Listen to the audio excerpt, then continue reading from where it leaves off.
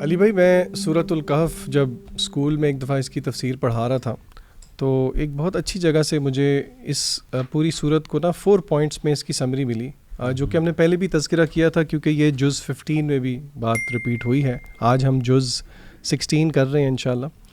تو سورۃ الکہف کا باقی تقریباً آدھا حصہ، تھوڑا حصہ جو ہے وہ اس جز میں ہے. تو سورۃ الکہف کے اندر اللہ تعالیٰ نے 4 ٹیسٹس کا ذکر کیا ہے. ٹیسٹ آف فیتھ ہے اصحاب الکہف کے واقعے میں، پھر اسی طرح جو ٹیسٹ آف ویلتھ ہے وہ ان 2 لوگوں کے قصے میں ہے. پھر اسی طرح موسیٰ علیہ السلام اور خضر علیہ السلام کے واقعے میں ٹیسٹ آف فیتھ ہے، اور یا اس کو ٹیسٹ آف نالج بھی یا ٹیسٹ آف پیشنس بھی کہا جاتا ہے. اور پھر اسی طرح چوتھے میں جس میں ذوالقرنین علیہ السلام کا ذکر ہے اس میں ٹیسٹ آف پاور کو کہا جاتا ہے. تو میں یہ پارہ کیونکہ شروع ہوتا ہے جب قصہ ہے موسیٰ علیہ السلام اور خضر علیہ السلام کا، تو اس واقعے کی طرف تھوڑا سا اشارہ کر کے اس سے لیسنز جو ہیں وہ لینا چاہوں گا. اس واقعے میں موسیٰ علیہ السلام نے ٹریول کیا خضر علیہ السلام کے ساتھ، اور 3 ایونٹس تھے جن کا اپیرنٹلی موسیٰ علیہ السلام کو ان کی سمجھ نہیں آئی. He could not make sense کہ یہ کیوں ہو رہا ہے ایسے، اور وہ اپیرنٹلی ایول ایکٹس تھے.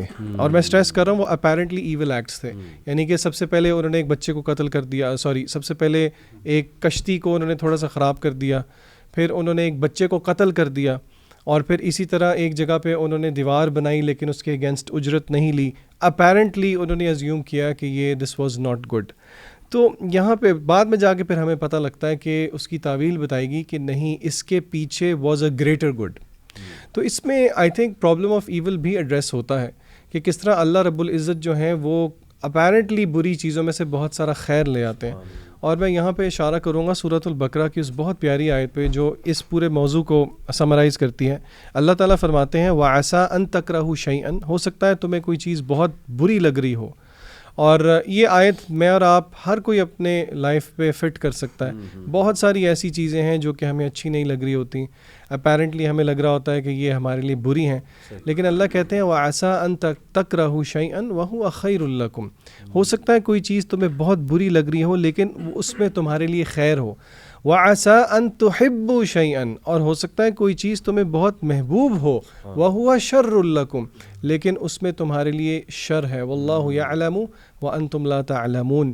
میں اکثر قصہ سناتا ہوتا ہوں، پرابلم آف ایول جو ہے نا وہ میرے لیے ایک پرسنل لائف ایونٹ سے میرا حل ہو گیا. اور پرابلم آف ایول کیا ہے؟ جو لوگ کہتے ہیں کہ جی دنیا میں اتنا ایول کیوں ہے، لوگ اس کو جسٹیفائی نہیں کر پاتے، جس کو عام الفاظ میں پرابلم آف ایول کہا جاتا ہے. میں اپنے والد صاحب کی کلینک پہ موجود تھا، تو وہاں پہ ان کے جو ڈسپینسر ہیں انہوں نے ایک چھوٹے سے بچے کو، بیسکلی ایک والد آئے اپنے بچے کو لے کے، بچہ بیمار تھا، رو رہا تھا. تو ڈسپینسر جو ہیں انہوں نے ایک بڑا سا انجیکشن لیا، والد نے بچے کا جو ہے نا وہ پاجامہ نیچے کیا اور ڈسپینسر نے ہنستے ہنستے جو ہے وہ انجیکشن لگا دیا.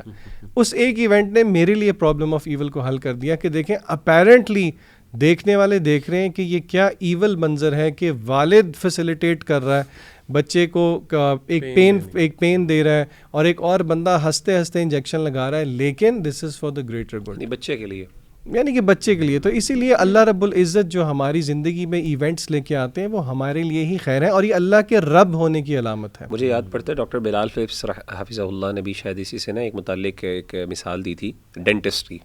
انہوں نے کہا تھا کہ اگر آپ دیکھیں کہ ڈینٹسٹ کے پاس جب ماں لے کے جا رہی ہے تو اس ٹائم بچے کے لیے سب سے بڑا ایول جو ہوتا ہے نا وہ شخص وہ ڈاکٹر ہوتا ہے اس ٹائم. تو انہوں نے کہا کہ لیکن ہر ایک کو پتہ ہے، دنیا کو ساروں کو پتہ ہے کہ یہ چیز اس بچے کے لیے خیر کا باعث ہے.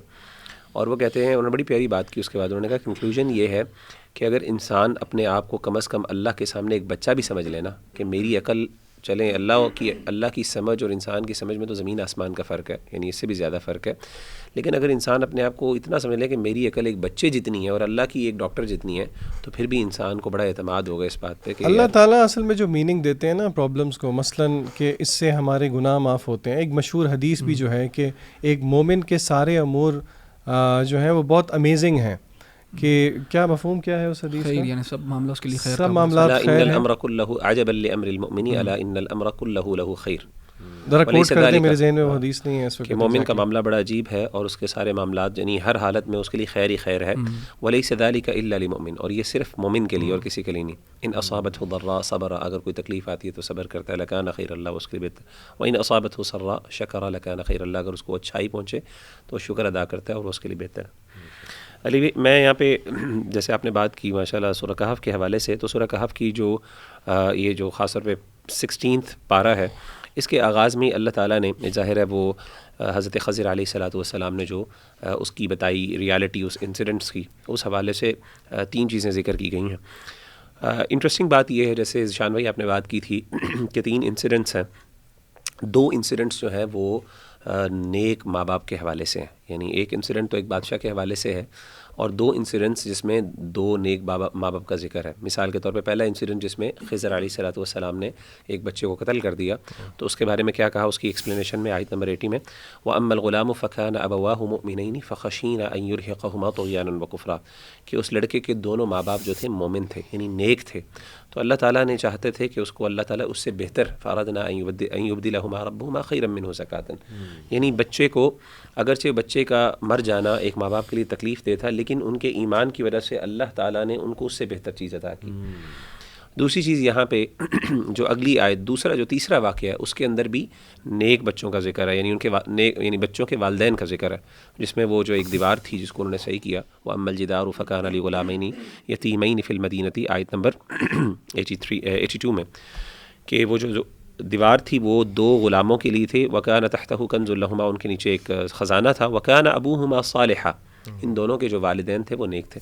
اس سے پتہ چلا کہ نیک والدین کا یعنی والدین کی نیکی کا ڈائریکٹ اثر انسان کی اپنی اولاد پر ہوتا ہے. اور میں سمجھتا ہوں کہ جو والدین نیک ہیں، جو باعمل اور با کردار ہیں، اگر اللہ نہ کرے وہ اپنے بچوں سے دور ہو بھی جاتے ہیں یا ان کے بچے کچھ وقت کے لیے ان سے دور ہو جاتے ہیں یا پھر وہ دنیا سے رخصت بھی ہو جاتے ہیں، تو ہم یہ امید کر سکتے ہیں کہ اللہ تعالیٰ ان کے والدین کی نیکی کی وجہ سے ان کا خیال رکھیں گے. جیسے اس آیت میں کہ اللہ تعالیٰ نے حضرت خضر کے ذریعے ان کے اکنامک یا فائنینشیل مسئلے، کیونکہ دیکھیں ایک باپ کے لیے کیا تکلیف یعنی کیا ڈر ہوتا ہے، کیا فیئر ہوتا ہے کہ میں چلا جاؤں گا تو ان بچوں کو کون سنبھالے گا، تو اللہ نے ان کی نیکی کی وجہ سے ان کو سنبھالا، یہاں پہ ذکر کیا.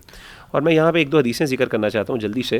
اس آیت میں وَكَانَ أَبُوهُمَا صَالِحًا، اس کے حوالے سے عبداللہ بن مسعود رضی اللہ تعالیٰ عنہ کا ایک قول ہے، یعنی ان کے بارے میں ذکر کیا جاتا ہے، مفسرین بیان کرتے ہیں کہ سیدنا عبداللہ بن مسعود جب رات کو قیام کرتے تھے تو اپنے بچہ ساتھ لیٹا سو رہا ہوتا تھا اور آپ تھک جاتے تھے، تو تھکنے کے بعد جب آپ بیٹھنے لگتے آرام کرتے تو اپنے بچے کو دیکھتے تو آپ پھر دوبارہ کھڑے ہو جاتے اور رونا شروع ہو جاتے اور کہتے من اجلک یا بنی، یہ تیرے لیے میں جو ہے اتنی عبادت کر رہا ہوں. اور آپ پھر یہ آیت پڑھتے تھے روتے ہوئے وَكَانَ أَبُوهُمَا صَالِحًا، یعنی ان ادر ورڈز جب وہ اپنے بچے کو یعنی جب آپ کو اپنے بچوں پر پیار آئے اور آپ کو لگے کہ میرا بچہ اور کل کو اللہ اس کو امام بنائے یا نیکی میں آگے بڑھائے، تو اس کے لیے ضروری ہے کہ آپ خود نیکی کی طرف محنت کریں اور کوشش کریں اور اس نیت سے کہ اللہ میری نیکی کی وجہ سے ان کو بھی نیک بنائے. اسپیشلی آج کے دور میں نا دیکھیں اتنا زیادہ ڈسٹریکشنز ہیں، پیرنٹس نظر رکھ ہی نہیں سکتے 100%. اچھا، اس میں ایک اور حدیث میں ذکر کرنا چاہتا ہوں کہ اللہ کے رسول صلی اللہ علیہ وسلم، اس سے پتہ چلتا ہے والدین کی نیکی کا کتنا اثر پڑتا ہے. آپ صلی اللہ علیہ وسلم نے فرمایا کہ 3 دعائیں ایسی ہیں یستجاب لہن، جو ہمیشہ جو ہے نا وہ مستجاب یعنی 3 دعائیں ایسے ہیں جن کا جواب اللہ فوراً دے دیتے ہیں، یعنی قبول ہوتی ہیں. اس میں ایک دعوت المظلوم ہے، ایک مظلوم کی دعا ہے، دوسری آپ نے فرمایا دعوت مسافر کی ہے، اور تیسری دعوت الوالد لولدہ، کہ والد کی دعا جو اپنے بچے کے لیے کرے. اور آخری ایک حدیث میں کہتا ہوں، اور یہ انشاءاللہ پوائنٹ میرا کنکلوڈنگ پوائنٹ ہے اس حوالے سے، کہ میں سمجھتا ہوں کہ ایک والد سب سے بڑا گفٹ اپنی اولاد کو پتہ کیا دے سکتا ہے، کہ ان کو حرام سے بچا دے اور ان کو حلال کھلا دے. میں کہتا ہوں یہ اس باپ کی نیکی بھی ہے اور یہ اتنا بڑا احسان ہے، میں سمجھتا ہوں کہ جو شاید باقی سارے احسان چھوٹے ہیں، کہ اگر وہ یہ دیکھے کہ اپنے بچوں کے بارے میں کنسرنڈ ہو کہ ان کے منہ میں ان کے پیٹ میں کوئی ایسا لقمہ نہ جائے کہ جو حرام کا ہو. جیسے کہ حدیث میں آتا ہے نا کہ نبی صلی اللہ علیہ وسلم نے فرمایا ایما جسم نبت من الحرام فالنار اولی بہ، کہ جو بھی جسم جو ہے اللہ معاف کرے وہ حرام کے اوپر پلے تو وہ آگ کے زیادہ قریب ہے. یعنی ان ادر ورڈز کہ آگ نیچرلی اس کا افیکٹ ہوتا ہے انسان کے کردار پر، یعنی حرام چیز انسان کے کردار اور گفتار کو خراب کرتی ہے. اور میں سمجھتا ہوں یہ والدین کو، یہ اس آیت میں خاص طور پہ والدین کے لیے بہت نصیحت ہے. دیکھیں 2 چیزیں، دونوں میں والدین اور دونوں میں اللہ تعالیٰ نے والدین کی آس رکھی اور ان کا پاس رکھا. بیوٹیفل، ماشاء اللہ. اچھا کوئکلی اگر آپ لوگ، کیونکہ نا بڑا امپورٹنٹ ایک نقطہ ہے کہ حضرت خضر ایکچولی تھے کون، یہ نا بڑی مسکنسیپشنز ہیں ہماری سوسائٹی میں.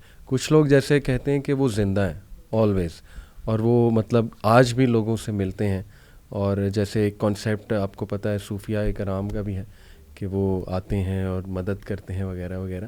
تو was he a prophet, was he an angel, was he a human being? یہ اگر کوئکلی آپ میں سے کوئی اس پہ روشنی ڈال دے، کلیئرٹی ہو جائے گی بڑی. بس اس میں یہی ہے علی بھائی، جیسے ہمیں پتہ چلتا ہے اس میں اگرچہ علماء کا اختلاف ہے کہ کیا وہ مفسرین کا کیا وہ تھے، نبی تھے یا پھر جو ہے کہ اللہ کے کوئی ولی تھے، نیک آدمی تھے. بظاہر تو یہ معلوم ہوتا ہے ایویڈنسز سے کہ وہ اللہ تعالیٰ کے نبی تھے، کیونکہ انہوں نے کئی دفعہ اپنے ایکشن کو جو ہے اللہ کی طرف منسوب کیا کہ یہ اصل میں اللہ تعالیٰ کے حکم سے سارے معاملات ہو رہے ہیں. تو ظاہر ہے اللہ تعالیٰ کے ساتھ ان کا وحی کا تعلق تھا. اور یہ بھی یاد رکھنے کی ضرورت ہے کہ سیدنا موسیٰ علیہ الصلوۃ والسلام کو جو اللہ تعالیٰ نے وہاں پہ بھیجا وہ ایک تربیت کے لیے بھیجا گیا تھا، ورنہ سیدنا موسیٰ علیہ الصلوۃ والسلام کا مقام اور مرتبہ میں جو ہے اور وہ بہت فرق ہے، کیونکہ اولو العزم پیغمبر ہے. اگر ہم سیدنا خضر کو پیغمبر مان بھی لیں تو اس کے باوجود سیدنا موسیٰ کا جو مقام اور مرتبہ ہے وہ اللہ کا، وہ ایک خاص ان کا مقام ہے، وہ کلیم اللہ ہے، اللہ تعالیٰ نے ان سے بات کی ہے، یعنی وہ بڑے پیغمبروں میں سے. لیکن اللہ نے تربیت کے لیے، جیسا کہ اس حدیث کے کانٹیکسٹ میں بھی آتا ہے کہ انہوں نے ایک دفعہ کسی بندے نے سوال کیا کہ کیا آپ اس دنیا میں سب سے بڑا عالم کون ہے؟ تو انہوں نے کہا کہ میں ہوں. تو اللہ تعالیٰ نے پھر ان کو ان کی اصلاح کے لیے ان کو بھیجا سیدنا خضر کے پاس، اور ان سے کہا کہ آپ نے، میرا ایک بندہ ہے عالم، میرا ایک بندہ ہے جو جس کے پاس جو ہے نا تجھ سے زیادہ علم ہے، جس کو میں نے ایسی چیزیں سکھائی ہیں کہ جو تجھے نہیں علم. تو سیدنا موسیٰ پھر اس لگن سے گئے ان سے سیکھنے کے لیے. تو وہاں پہ ان کی اصل میں اللہ نے تربیت مقصود اور یہ ان کے نبوت کا شروع والا دور تھا موسیٰ علیہ السلام کا. اور اس میں انٹرسٹنگ بات یہ ہے کہ بہت سے لوگ سیدنا خضر کے بارے میں یہ ازیوم کرتے ہیں کہ شاید وہ ابھی بھی زندہ ہے، انہوں نے حاب حیات پی ہوئی ہے، ایک پانی ایسا پیا ہوا ہے جو ہمیشہ زندہ رکھنے والا ہے. اس کی کوئی دلیل نہیں ہے، ایویڈنس نہیں ہے اس کا. اور پلس کئی ایسے ایویڈنسز ہیں جس کی وجہ سے اللہ کے رسول صلی اللہ علیہ وسلم نے بیان کیا، جیسے کہ یعنی بہت سے ایسے ایویڈنسز ہیں جس سے پتہ چلتا ہے کہ یہ چیز درست نہیں ہے. تو باقی اگرچہ ہمارے ہاں ایک گروہ ہے جو اس کا تصور کا قائل ہے، لیکن یہ بے بنیاد ہے، یعنی ہائپربولک اسٹیٹمنٹس اینڈ اوپینینز. واللہ اعلم. جزاک اللہ خیر. اس سے پہلے میں آج کے پارس کے ریفلیکشنز پہ آؤں، میں ایک اور ریفلیکشن شیئر کرنا چاہوں گا. میں کل ہی رات کو سوچ رہا تھا کہ دیکھیے اللہ نے اسٹوریز آف پروفٹس مینشن کی ہیں ان دا قرآن. جیسے سورہ مریم میں بھی حضرت مریم، حضرت ابراہیم، حضرت موسیٰ، حضرت اسماعیل، آلدو حضرت مریم از ناٹ اے پروفٹ، لیکن یہ کہ پروفٹس کی اسٹوریز ڈسکس کی ہیں اللہ نے. اور تھرو آؤٹ ہسٹری جو ان کے قوم کے وائسز ہیں نا پروفٹس کے، وہ چینج ہو رہے ہیں. یعنی آپ دیکھیں کسی اب قوم لوط کی بات کی جائے، ہومو سیکشولیٹی یا اسی طرح دیگر جو ہم دیکھیں، لیکن ایک آپ چیز نوٹ کریں کہ جو انبیاء کی مین ٹیچنگز ہیں وہ کانسٹنٹ ہیں. اور وہ کیا ہے؟ یا قوم اعبدوا اللہ، نمبر 1 کہ اے میری قوم کے لوگوں اللہ کی عبادت کرو، اور دوسرا اکاؤنٹیبلٹی، فکر آخرت. تو آئی تھنک کہ ساری چیزوں کا آپ کہہ لیجئے کہ یہ اتنی زبردست چیز ہے، یعنی اللہ کی عبادت کرنا، اللہ کے قریب ہو جانا، اور فکر آخرت کی ایک فکر جو ہے وہ پیدا ہو جانا. آئی تھنک کہ it can cure every thing. باقی چیزیں تو ہیں ہی، شریعت ہے اور اس میں پنشمنٹس ہیں وغیرہ وغیرہ. تو یہ بڑی زبردست جو ہے نا ایک چیز. میں نے جو ریفلیکشن شیئر کرنی وہ سورہ مریم سے ہے. سورہ مریم میں پہلی ہی چند آیات ہیں، اور یہ دعا کے حوالے سے میں انشاءاللہ آپ کے ساتھ اپنی ریفلیکشن شیئر کرتا ہوں. حضرت زکریا کی دعا بہت ہی مشہور دعا الحمدللہ، اور اس میں جو الفاظ ہیں ان کی دعا کے وہ میں انشاءاللہ آپ کے سامنے رکھنا چاہوں گا. سب سے پہلے اللہ سبحانہ تعالیٰ کہتے ہیں کہ اذ نادا ربہ نداء خفیہ، جب کہ اس نے اپنے رب کو چپ کے پکارا. یعنی اللہ ایکنالج کر رہا ہے کہ اللہ کو چپ کے پکارنا ہے اللہ کو بڑا پسند ہے. یعنی انہوں نے لونلی نیس میں اللہ سبحانہ تعالیٰ کو پکارا اور دل سے پکارا اور کہا قال ربی انی وہن العظم منی واشتعل الرأس شیئا ولم اکن بدعائک ربی شقیہ. یہ جو ایکچولی ورڈز ہیں نا، ولم اقم بدعائک ربی شقیہ، کہ اے میرے رب میں کبھی تجھ سے دعا مانگ کر نامراد نہیں رہا. دیکھیں پوائنٹ ٹو نوٹ، ایک بندے کی اولاد نہیں ہے اور بڑھاپے کو وہ پہنچ گئے، ابھی تک تو جوانی سے بڑھاپے تک کتنی دعائیں کی ہوں گی اولاد سے، مطلب ملینز میں بھی، ٹھیک ہے اگر ہم اپنے کانٹیکس میں سوچیں. لیکن اس کے باوجود وہ مایوس نہیں ہے. ہم 2 دن دعا نہ پوری ہے، ہم کہتے ہیں لو جی اللہ ہماری دعائیں نہیں پوری کر رہا، ہم دعا کرنا ہی چھوڑ دیتے ہیں. وہ اللہ سے کہہ رہے ہیں کہ اللہ میں تو کبھی مایوس ہی نہیں ہوا آپ سے دعا کر کے. یعنی اس لیول کا اللہ سبحانہ و تعالیٰ کے بارے میں ایزمپشن. اور پھر دیکھیے اس کے آگے اللہ سبحانہ و تعالیٰ نے پھر ان کی دعا سنی، حضرت یحییٰ کی بشارت دی، اور اس کے بعد جب وہ بشارت دی گئی تو ہی واز سرپرائزڈ، یعنی خود ہی دعا کر کے خود ہی سرپرائز ہو گئے ایک اکثر ایسا ہوتا ہے نا, بندہ ایک دعا کرتا ہے اور وہ پوری ہو جاتی ہے تو وہ سرپرائز ہو جاتا ہے کہ یار الحمدللہ اللہ نے دعا سن لی. تو یہ بہت ہی خوبصورت واقعہ ہے, اس میں بڑا ہوپ ہے, لیکن اس میں مین پوائنٹ یہ ہے کہ دعا کے حوالے سے کبھی مایوس نہ ہو, دعا کرتے رہیں, اسپیشلی ایسی چیزوں کی جیسے اولاد کے حوالے سے ہے, ایسی چیزیں جو آپ کے لیے صدقہ جاریہ بنے یا بہت بینیفیشل ہیں ان دس دنیا ان آخرہ. کیونکہ اب کوئی یہ کہہ سکتا ہے کہ میری فلانے سے شادی نہیں ہو رہی تو کیا میں ویٹ کرتی رہوں یا ویٹ کرتا رہوں اور دعا کرتا رہوں, تو وہ تو انسان کو اشارے پھر سمجھ جانے چاہیے اور انسان کو موو فارورڈ کرنا چاہیے, لیکن کچھ چیزیں وہ کبھی بھی دعا نہیں چھوڑنی چاہیے ان چیزوں کی. اور اللہ کے بارے میں حسن ظن کہ میرا رب تو وہ بہت رحمان ہے, بہت رحیم ہے, اور وہ ضرور سن رہا ہے میری دعا اور مجھے بہترین ہی دے گا, اور بس پیچھے پڑ جائے بندہ کہ اللہ مجھے یہ چاہیے آپ سے. علی بھائی آپ کی اسی بات سے نا مجھے اپنا بھی ایک واقعہ یاد آیا دعا کے لحاظ سے, کہ میں نے پہلے بھی مینشن کیا تھا ادھر کہ ہماری جو فرسٹ بورن تھی مریم, اللہ تعالیٰ نے اس کو اپنے پاس بلا لیا تھا, تو اس کے بعد ہمیں بڑی خواہش تھی کہ اللہ تعالیٰ اولاد دے. تو دسمبر 2019 میں نے عمرہ کیا تھا, کووڈ سے بالکل پہلے, اور مجھے یاد ہے جب میں نے کعبہ کو پہلی دفعہ دیکھا, پہلی میری نظر جو پڑی کعبہ کے اوپر, تو میں نے یہی دعا کی اللہ تعالیٰ سے کہ اللہ تعالیٰ نا نیک صالح اور صحت مند اولاد دیں مجھے. اور میں نے اللہ تعالیٰ سے یہی کہا کہ مجھے اولاد انہی کنڈیشنز کے ساتھ چاہیے, یعنی اگر اولاد نیک نہیں ہے, صحت مند نہیں ہے, تو پھر اولاد بھی نہیں ہے, مجھے اولاد بھی نہیں چاہیے, سیدھی سی جو بات ہے. اور ہمیں بھی سب اپنی اولاد کے لیے نا یہی دعا مانگنی چاہیے کہ اللہ تعالیٰ ان کو نیک بھی بنائے, صحت مند بنائے. تو میں نے جو کعبہ پہ میری پہلی نظر پڑی تھی تو میری نا دل سے یہی دعا نکلی, and less than a year after that اللہ سبحانہ وتعالیٰ نے ہمیں بیٹی دی, اور اس کے 11 مہینے بعد اللہ تعالیٰ نے بیٹا بھی دے دیا. تو لیس دین 2 ایئرس کے اندر اللہ تعالیٰ نے مجھے ایک بیٹی بھی دی. وَلَمْ أَكُنْ بِدُعَائِكَ رَبِّ شَقِيًّا کا عملی بالکل بالکل. اور یعنی میں بھی کبھی بھی واللہ کبھی بھی میں مایوس نہیں ہوا, یا اللہ تعالیٰ نے مجھے کبھی مایوس نہیں کیا جب بھی میں نے اللہ سبحانہ وتعالیٰ سے مانگا ہے. اور اس میں نا ہمیں ایک اور بات بھی یاد رکھنی چاہیے جو رسول اللہ صلی اللہ علیہ وسلم نے بڑا ہمیں واضح طور پہ بتایا, کہ انسان جب بھی دعا کرتا ہے اللہ تعالیٰ سے تو ون ون سچویشن ہوتی ہے. کیونکہ 1 of 3 things happen, ان 3 میں سے ایک چیز ضرور ہوتی ہے, اور یہ تینوں چیزیں ہمیں نا یاد رکھنی چاہیے کہ جب بھی آپ دعا کریں گے نا ان تینوں میں سے ایک چیز ضرور ہوگی. پہلی چیز یہ ہے کہ ہو سکتا ہے کہ آپ کی زندگی کے اندر وہی جو آپ دعا مانگ رہے ہو وہ اسی طرح قبول کر لی جائے اور آپ کو آپ کے سامنے مینیفیسٹ کر دی جائے وہ دعا. دوسری چیز جو ہو سکتی ہے وہ یہ ہے کہ اللہ سبحانہ وتعالیٰ آپ کی وہ دعا تو نہ قبول کرے, لیکن آپ کی طرف اگر کوئی مصیبت آنی تھی, کوئی مشکل آنی تھی, تو وہ آپ سے وہ ٹال دے گا. کوئی بھی پرابلم آنی تھی وہ اللہ تعالیٰ دور کر دے گا. So you won't get what you prayed for, لیکن something that was destined for you, جو کہ کوئی ایول تھا, کوئی ہارم تھی, تو اللہ تعالیٰ اس کو دور کر دے گا آپ سے. یہ سیکنڈ پاسبلٹی ہے. تھرڈ پاسبلٹی یہ ہے کہ اللہ سبحانہ وتعالیٰ نہ آپ کی دعا اس دنیا میں قبول کرے گا, نہ آپ سے کوئی مصیبت ٹالے گا, لیکن آپ کے لیے اور میرے لیے کچھ بہتر رکھ لے گا اس دعا کے عوض آخرت کے دن. یہاں تک کہ رسول اللہ صلی اللہ علیہ وسلم کہتے ہیں کہ انسان کو جب اس کے جو ڈیڈز ہیں وہ پیش کیے جائیں گے تو اس میں جو گڈ ڈیڈز ہوں گی تو وہ انسان کہے گا کہ میں نے اس کے لیے کوئی عمل ہی نہیں کیا, تو اللہ سبحانہ وتعالیٰ کہے گا کہ تم نے فلاں دعا کی تھی جو میں نے قبول نہیں کی, اس کا عوض جو ہے, اس کا اجر جو ہے میں آج تمہیں دے رہا ہوں. تو انسان اس وقت ہوپ کرے گا کہ کاش میری کوئی بھی دعا دنیا میں قبول نہ ہوئی ہوتی اور سب مجھے جو ہے نا اجر ادھر ہی مل رہا ہوتا. سو یہ 3 پاسبلٹیز ہیں, ان میں سے ایک ہوگی ہی ہوگی. تو اگر یہ یقین ہو نا انسان کو کہ دعا is always a one one situation, تو وہ دعا کثرت سے کرے گا بھی اور مایوسی بھی نہیں ہوگی کہ یہ قبول ہوئی کہ نہیں ہوئی. قبول تو ہوگی قبول کا, مگر قبول کی نوعیت کیا ہے, ان 3 میں سے ایک نوعیت. اور اس میں نا جیسے احمد بھائی علماء نے یہ کہا کہ جو قبولیت ہے نا, جو بظاہر جو قبولیت سے مراد یہ ہے کہ جو ملی, جو مانگا وہ مل گیا, یہ سب سے ہلکا درجہ ہے. سب سے نچلا درجہ کہ آپ نے مانگا آپ کو مل گیا. دوسرا درجہ ہے کہ انسان کو اللہ نے نقصان دور کر دیا. اور کبھی انسان لاجیکلی اپنے آپ سے پوچھے کہ اگر مجھے آپشن دی جائے کہ مجھے کوئی چیز مل جائے یا کوئی نقصان سے میں بچ جاؤں, کس کو پریفر کرے گا؟ ہمیشہ انسان نقصان سے بچنے کو پریفر کرے گا. اور تیسری چیز آخرت ہے, وہ سب سے بڑا درجہ ہے کہ انسان جب کہے گا کہ کاش میری کوئی دعا قبول ہی نہ ہوتی. بالکل.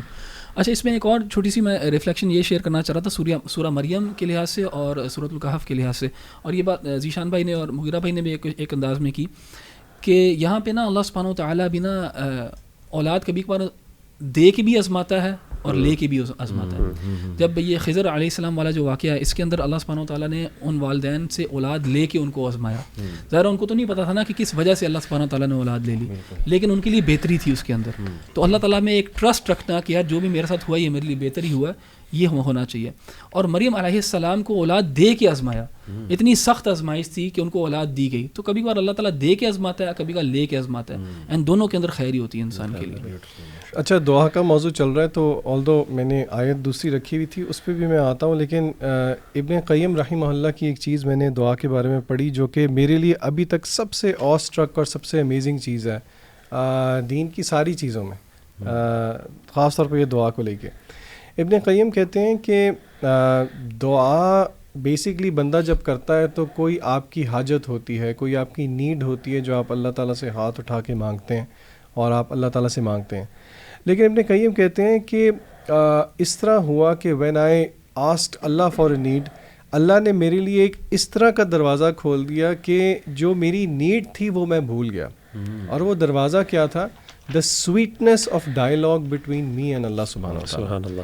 یعنی کہ ابن قیم کہتے ہیں کہ وہ جو اسٹیٹ تھا of the sweetness of dialogue, اس چیز نے مجھے اس چیز کو ہی بھلا دیا کہ میں نے اللہ تعالیٰ سے کیا چیز مانگنی تھی. سیم چیز ابن تیمیہ نے بھی ذکر کی ہے, سبحان اللہ. تو اس لیے میں سمجھتا ہوں کہ یہ رمضان المبارک ہمارے لیے مہینہ ہے اس چیز کو ٹیسٹ کرنے کا, خاص طور پہ کیونکہ اس مہینے کی مناسبت قرآن کے ساتھ اور دعا کے ساتھ بہت ہے.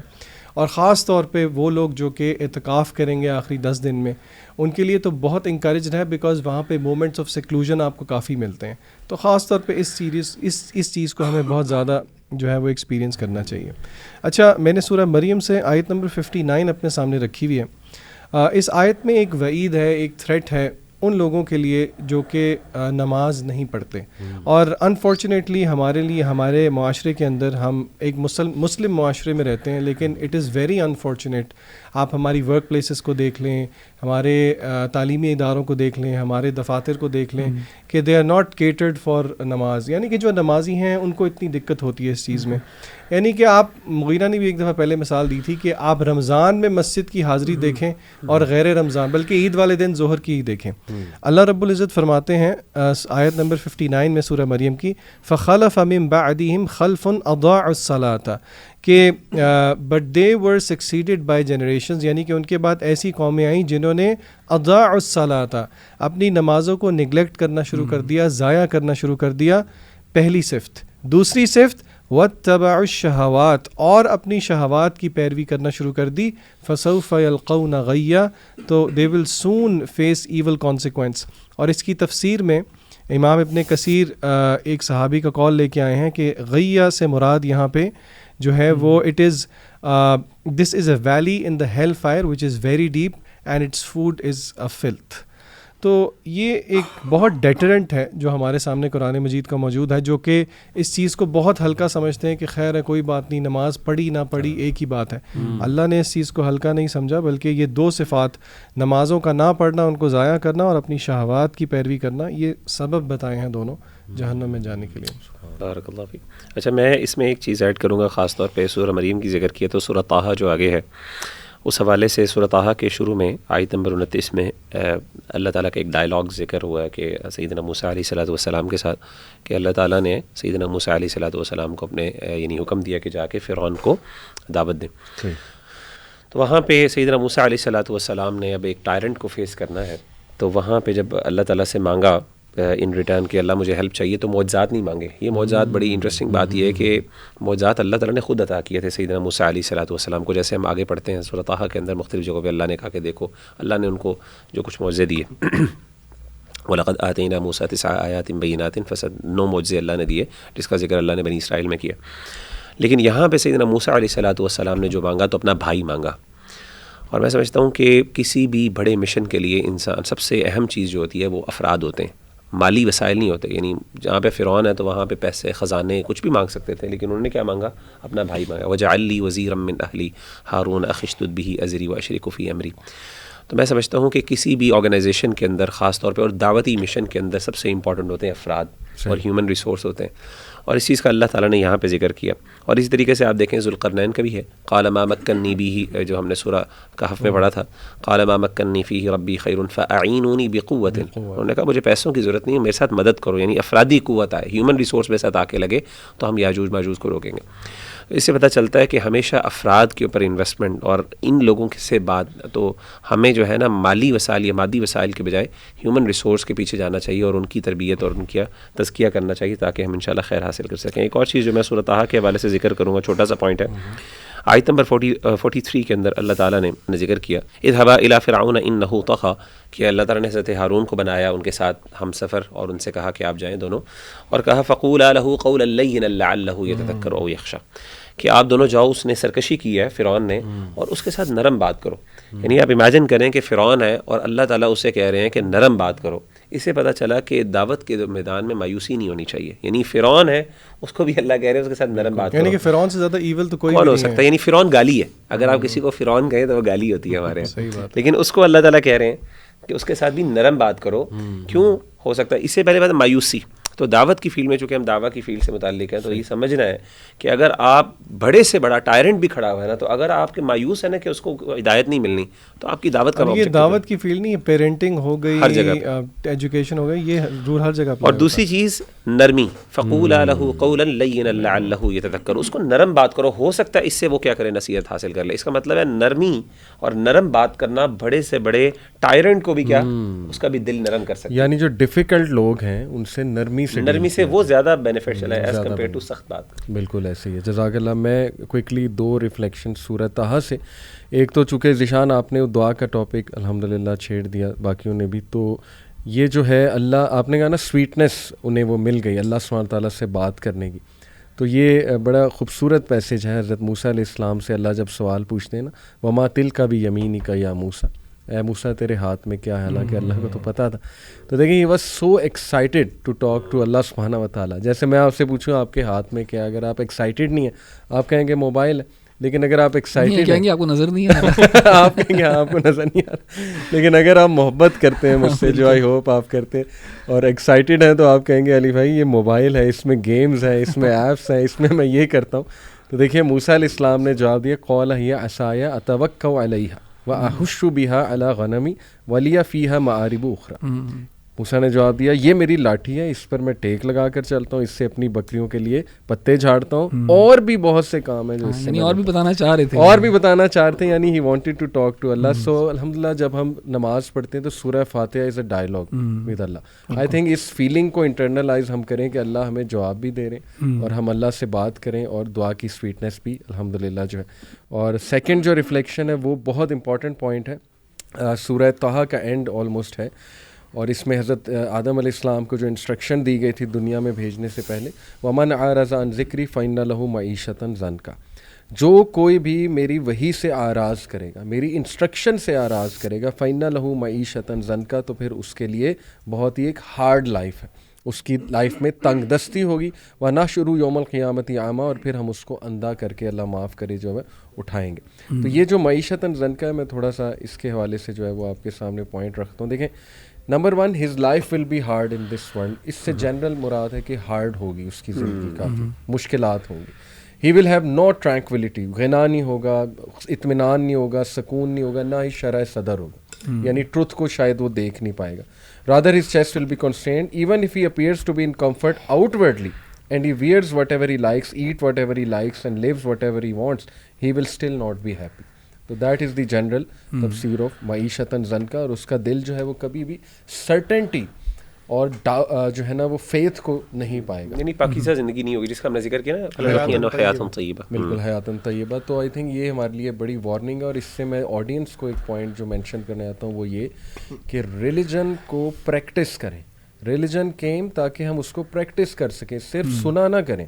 آج کل پوڈ کاسٹ بہت ہیں, ٹھیک ہے, آج کل لوگ نا کہتے ہیں ہم نے یہ والا پوڈ کاسٹ سنا, ہم یہ سن رہے ہیں, ہم اس اسکالر کو فالو کر رہے ہیں. دیکھیں آپ سن تو بہت کچھ رہے ہیں, پوائنٹ از کہ آپ پریکٹس کتنا کر رہے ہیں. اور لوگوں کو شارٹ کٹس چاہیے ہوتے ہیں نا کہ بس جی ہمیں کچھ ذکر اذکار بتا دو, ہم کریں, ہمارا مسئلہ حل ہو جائے. تو پریکٹس تو وہ کر نہیں رہے اور ذکر اذکار سے مسئلہ حل کرانا چاہ رہے ہیں, تو وہی تو پریکٹس کے لیے آئی ہے. بڑا امپورٹنٹ پوائنٹ ہے. جزاک اللہ. اچھا, یہاں پہ مغیرہ بھائی نے بات مینشن کی تھی نا آپ نے کہ فرعون سے کہا گیا کہ اس سے جا کے نرمی سے بات کرو. دیکھیں کبھی کبھار ہوتا ہے کہ نرمی سے بات کرنے کا بھی فائدہ بھی نہیں ہوتا کبھی کبھار, لیکن ڈیفالٹ وہی ہے اور انسان کو نرمی سے ہی بات کرنی چاہیے. اینڈ اصل جو چیز ہے وہ یہ ہے کہ ہدایت جو ہے وہ اللہ سبحانہ و تعالیٰ کے ہاتھ میں ہی ہے. کبھی کبھار ہم بہت زیادہ کوشش کرتے ہیں اور ہم مایوس بھی ہو جاتے ہیں لوگوں سے, اور ہم کمپلین بھی کرتے ہیں کہ اللہ تعالیٰ کیوں نہیں اس کو گائیڈ کر رہا, کیوں نہیں اس کا دل بدلتا.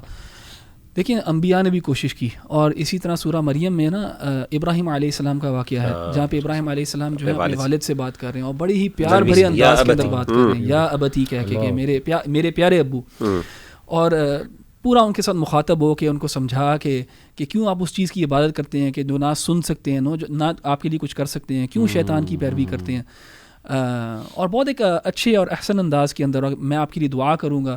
لیکن ان کے والد کا کیا رویہ ہوتا ہے، وہ بہت سختی سے جھاڑ دیتے ہیں ان کو اور کہتے ہیں کہ اگر دوبارہ تم نے میرے پاس آئے تو تمہیں میں رجم کر دوں گا، I will stone you to death basically. لیکن پھر بھی ان کا جواب کیا ہوتا ہے کہ میں آپ کے لیے جو ہے نا استغفار کروں گا، میں اپنے رب سے جو ہے نا آپ کے لیے معافی مانگوں گا. تو ایک تو یہ جذبہ رکھنا لوگوں کے ساتھ خیر خواہی کا، کہ ان کو پیار سے اور جس اچھے انداز کے ساتھ انسان بلا سکے اس طرح بلائے. لیکن یاد رکھے ذہن میں یہی کہ اصل جو چیز ہے نا وہ اللہ تعالیٰ کے ہاتھ میں ہے. اصل جو تبدیلی ہے نا جو انسان کے اندر آتی ہے، اصل جو دل پھیرتا ہے وہ اللہ تعالیٰ ہی پھیرتا ہے. اور یہ ہم کانٹراسٹ کر سکتے ہیں رسول اللہ صلی اللہ علیہ وسلم کی زندگی کے ساتھ بھی، کہ رسول اللہ صلی اللہ علیہ وسلم کی زندگی میں ابو طالب جو تھے وہ رسول اللہ صلی اللہ علیہ وسلم کے والد کی طرح کے تھے. وہی پوزیشن رکھی ہوئی تھی ابو طالب نے رسول اللہ صلی اللہ علیہ وسلم کے لیے، اور رسول اللہ صلی اللہ علیہ وسلم کو بے حد محبت تھی ابو طالب سے، بہت ہی زیادہ. یہاں تک کہ جب ابو بکر کے والد جو ہیں صدیق رضی اللہ عنہ کے جو والد ہیں، جب وہ مسلمان ہوئے تھے تو ابو بکر صدیق رونے لگ گئے. تو رسول اللہ صلی اللہ علیہ وسلم نے پوچھا کہ تم رو کیوں رہے ہو، تمہیں تو خوش ہونا چاہیے کہ تمہارا باپ جو ہے اتنی بڑی عمر میں جو ہے وہ اسلام قبول کیا اس نے. تو ابو بکر صدیق رو رہے تھے اور کہہ رہے تھے کہ میں اس لیے نہیں رو رہا، میں اس لیے رو رہا ہوں کہ کاش میرے باپ کی جگہ جو ہے نا ابو طالب ہوتا. اللہ.